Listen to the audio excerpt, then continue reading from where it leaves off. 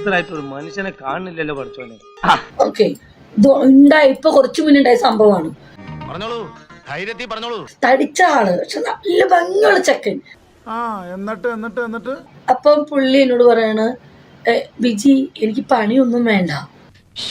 എന്താ ആ പ്രതീക്ഷയും തകർന്നു. ഞാൻ പറഞ്ഞ പിന്നെ ഞാൻ ഒരിക്കലും പണിയെടുക്കത്തില്ല.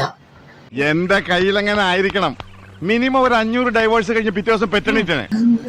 അല്ല ഞാൻ എനിക്ക് വേറെ ഒന്നും വേണ്ട. എനിക്ക് ഇങ്ങനെ ഒന്ന് ചെറുതായിട്ടൊന്ന് തൊട്ടും തലോടിയൊക്കെ ഇരുന്നാ മതി. ഞാൻ വിചാരിച്ച പോലല്ല. അപ്പൊ പുള്ളിയോട് ഞാൻ പറഞ്ഞു കയറി കിടക്കെന്ന് പറഞ്ഞു.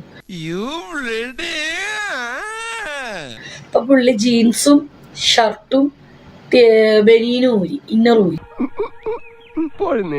എനിക്കെന്തോ പോലെ ഷഡ്ഡി ഊരിയില്ല. ഷഡ്ഡി ഊരിയില്ല. ദൈവമേ ഇവിടുന്ന് നാശമാക്കും. എന്നിട്ട് ഇവനിവിടെ കിടന്നിട്ടാ. അപ്പൊ ഇവനിവിടെ കിടന്നു കഴിഞ്ഞപ്പം ഞാൻ ഇവന് ഷഡ്ഡിമേ കൂടെ ഒന്ന് തൊട്ടു. ഇവളാള് കൊള്ളാമല്ലോ. ഏതായി കുട്ടി? ഏതാന്നറിയില്ലെങ്കിലും ഇഷ്ടായി. ഞാൻ ഓൾറെഡി എല്ലാ ആണുങ്ങളുടെ അങ്ങനെയാ. ആദ്യം തന്നെ സാമാസമ കയറി പിടിക്കും, എന്തോ ഒരു വലിപ്പമുണ്ടെന്ന് അറിയാൻ വേണ്ടിട്ട്. ഇവിടുന്ന് തുടങ്ങി ഇവിടെ വരുള്ളൂതാ ഇങ്ങനെ കിടക്കുക. ഞാൻ ഷട്ടിയുടെ മേലിൽ കൂടെ തൊട്ട് നോക്കി.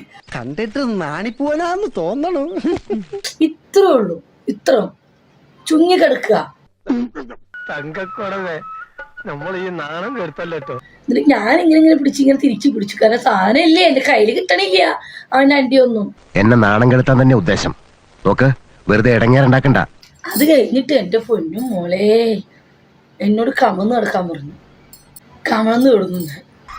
കൊതിപ്പിക്കല്ലേ ഭഗവാനെ. അപ്പഴത്തേക്കും ഞാൻ ചേട്ടൻ നിന്ന് കള ചേട്ടാ എന്ന് പറഞ്ഞു. അങ്ങനെ ലാസ്റ്റ് പണ്ടറക്കാന്റെ പോയി. ഞാൻ പോണ ആളെ മാറ്റി കഷ്ടപ്പെട്ടത് വെറുതെ ആയി.